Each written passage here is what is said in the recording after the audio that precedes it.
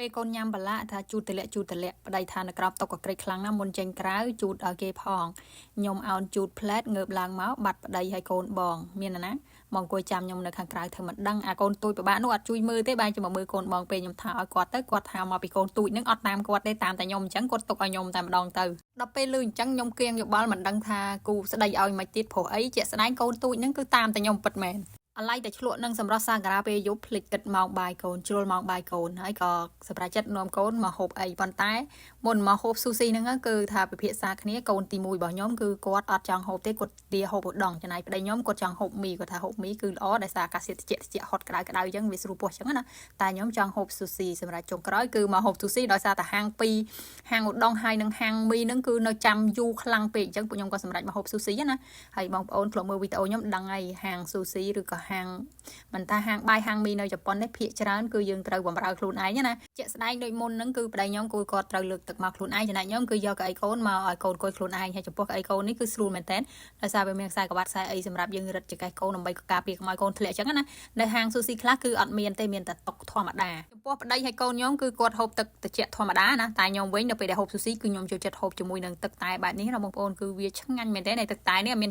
ជាតិតយ៉នៅណាបងប្អូនគឺគេមានកន្លែងឆុងមានកាកតែមានទឹកក្តៅនៅកន្លែងតុកយើងហូបនឹងតែម្ដងណាហើយបើកលេងមកមើលអ្នកដែលមិនចង់ហូបស៊ូស៊ីណាបងប្អូនបបួលមកដំបងគឺអត់ចង់ទេប៉ុន្តែគ្មានអីខ្លាំងជាងឃ្លានទេនៅពេលដែលឃ្លានបងប្អូន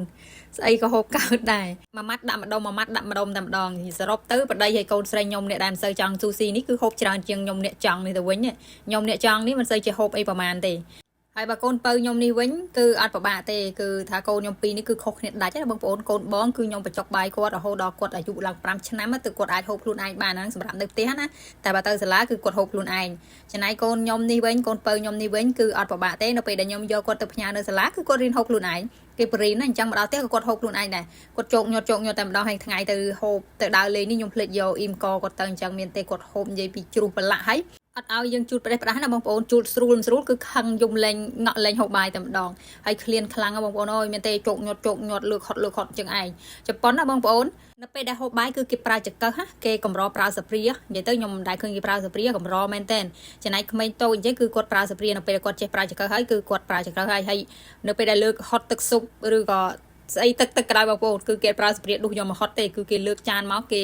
គេហត់យកតែម្ដងអញ្ចឹងហើយនៅពេលដែលយើងទៅហូបបាយនៅភោជនីយដ្ឋានឬក៏នៅហាងអីផ្សេងណានៅលើតុបងប្អូនអត់មានសាព្រាសម្រាប់មនុស្សធំទេកម្រមានមែនតើប៉ុន្តែសម្រាប់សាព្រាដែលយើងហូបបង្អែមគឺមានធម្មតាបើថាយកសាព្រាសម្រាប់ហូបបាយដូចខ្មែរយើងបងប្អូនគឺអត់មានទេកម្រខ្លាំងមែនតើចំពោះហាងបាយហាងកាហ្វេឬក៏ហាងអីក៏ដោយនៅប្រទេសជប៉ុនបងប្អូនគឺអត់មានលុយធីបទេបងប្អូនយើងហូបហើយ